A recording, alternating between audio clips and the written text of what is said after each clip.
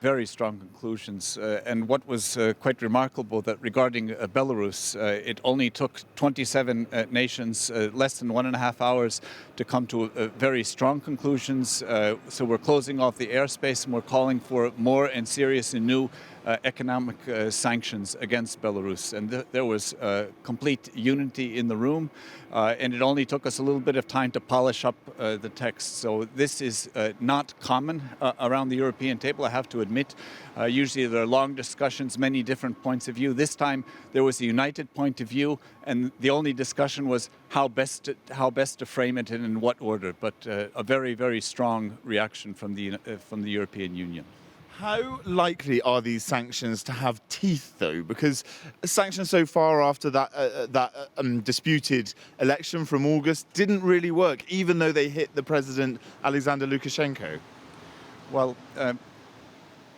we are a democracy. The European Union is a democracy. Democracies don't attack other nations. Democracies always look for, and I think it's correct to look for, peaceful solutions to any difficulty. But what we have now, what we're looking at, are broader economic sanctions, looking at the source of income that the regime in Belarus has.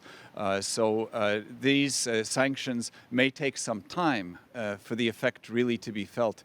But what was talked around the table is going much further than we have gone to date.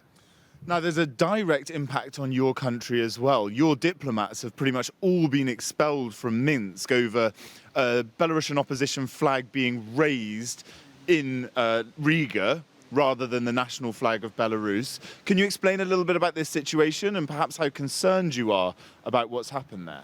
Well, if we look at the Belarusian regime, what they are in the process of doing is trying to make everyone afraid. Their own civil society, we see what happens to peaceful protesters.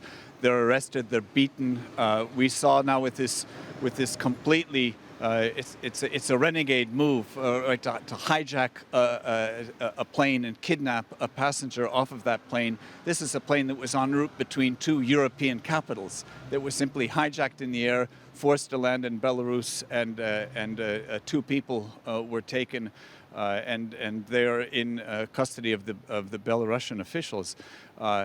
In our country, what did we do? We simply raised the white, red and white historical flag of Belarus, which is also, of course, a symbol of the opposition. And the reaction is, of course, completely asymmetrical, dealing with asking the diplomats, our diplomats, to leave the country. This is a neighbor of ours. We want good neighborly relations, but it takes two to have good neighborly relations. Our union bloc is actually a very, very strong bloc. So Latvia is part of the European Union. This is our market. These are the countries who think alike. These are the countries that share our values, and we will stick to these values. We will continue to stand up to these values, even if on an economic level, the reaction will not be beneficial to us. But of course, as a neighbor, all neighbors trade and want to trade with each other. So the broader economic sanctions will bite us as well. But we're willing to go that path because what the regime is doing is simply unacceptable.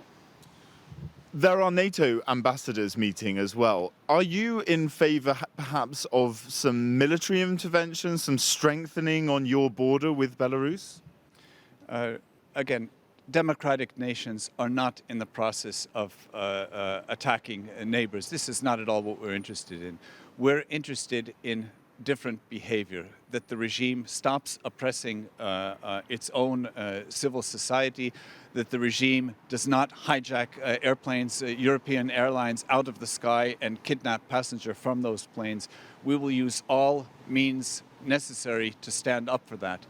But we're looking at economic sanctions. We're looking to push them usually where it hurts more, and that is in the source of income.